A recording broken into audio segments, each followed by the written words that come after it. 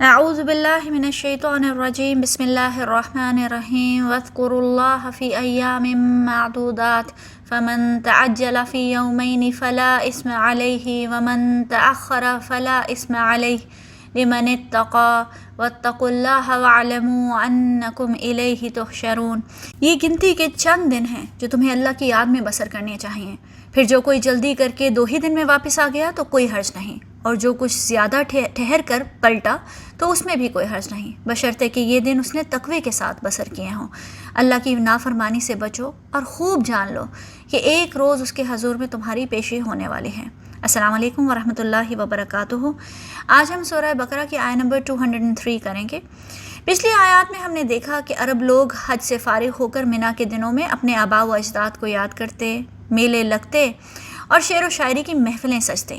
اللہ سبحانہ وتعالیٰ فرما رہے ہیں وَاذْكُرُوا اللَّهَ فِي أَيَّامٍ مَّعْدُودَاتٍ، یہ گنتی کے چند دن ہیں، ان میں اللہ کو یاد کرو، یعنی ایام تشریق۔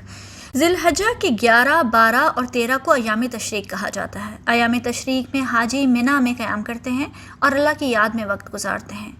مسند امام احمد کی روایت ہے کہ نبی پاک صلی اللہ علیہ وسلم نے ایام تشریق کے بارے میں فرمایا، یہ دن روزہ رکھنے کے نہیں بلکہ کھانے پینے اور اللہ کو یاد کرنے کے دن ہیں۔ ان دنوں میں تکبیرات کہنا سنت سے ثابت ہے۔ روایت ہے کہ حضرت عمر رضی اللہ عنہ اپنے خیمے سے تکبیر کہتے اور آپ کی تکبیر سن کر بازار والے لوگ بھی تکبیریں کہنا شروع کر دیتے، یہاں تک کہ پورا مینا کا میدان تکبیرات سے گونج اٹھتا۔ ایام تشریق کے تینوں دن جمرات پہ شیطان کو کنکریاں ماری جاتی ہیں اور اس دوران بھی تکبیرات کہے جاتے ہیں۔ اس لیے اللہ تعالیٰ نے فرمایا کہ ان دنوں میں اللہ کو یاد کرو۔ ضروری ہے کہ اللہ کو صرف زبان سے ہی نہیں بلکہ دل کی گہرائیوں سے یاد کیا جائے۔ حج کا ایکسپیرینس ایک بڑا ہی غیر معمولی ایکسپیرینس ہے۔ اللہ تعالیٰ کی ایکسپیکٹیشن ہے کہ حج انسان کے لیے ایک لائف چینجنگ ایکسپیرینس ہو۔ کچھ لوگ جب حج سے واپس آتے ہیں تو ان کی زندگی اکثر بدل جاتی ہے، اور کچھ لوگ ایسے بھی ہوتے ہیں کہ واپس آ کر ویسے ہی دنیا داری میں لگ جاتے ہیں جیسے پہلے گئے تھے۔ ان 2 طرح کے حاجیوں میں یہی فرق ہے کہ ایک نے حج کے دنوں میں صرف زبان سے نہیں بلکہ صحیح معنوں میں اللہ کو یاد کیا، دنیا کو صرف ظاہری طور پر ترک نہیں کیا بلکہ اپنے دل سے دنیا کی محبت کو نکال دیا، اپنے اندر تقویٰ پیدا کیا اور اللہ کی موجودگی کو محسوس کیا۔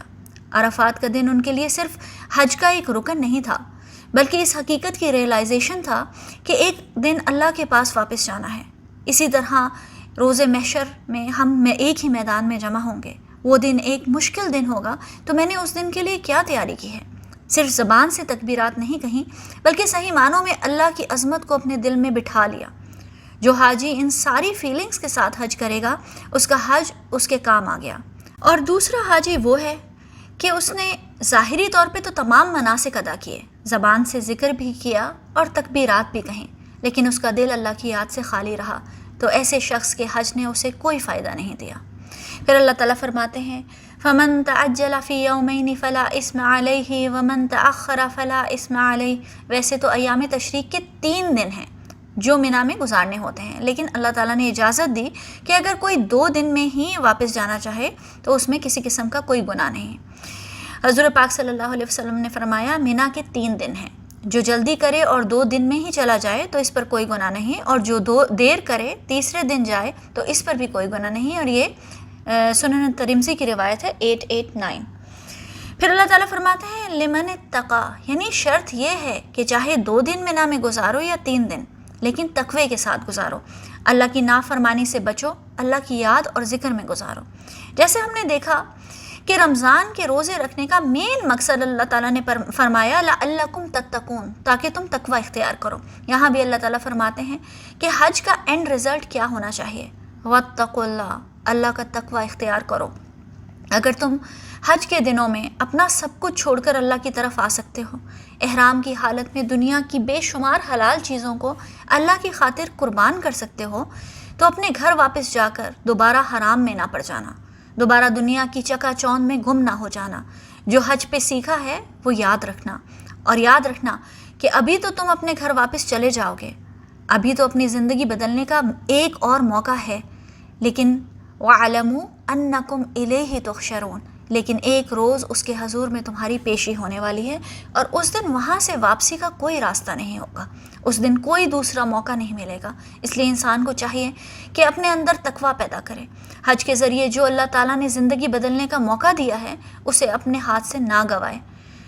یہاں پہ حج کی آیات اور احکامات ختم ہوتے ہیں۔ آیت نمبر 204 سے نیا ٹاپک شروع ہوگا جو منافقین کے بارے میں، انشاءاللہ اسے نیکسٹ ٹائم کریں گے۔ السلام علیکم ورحمۃ اللہ وبرکاتہ۔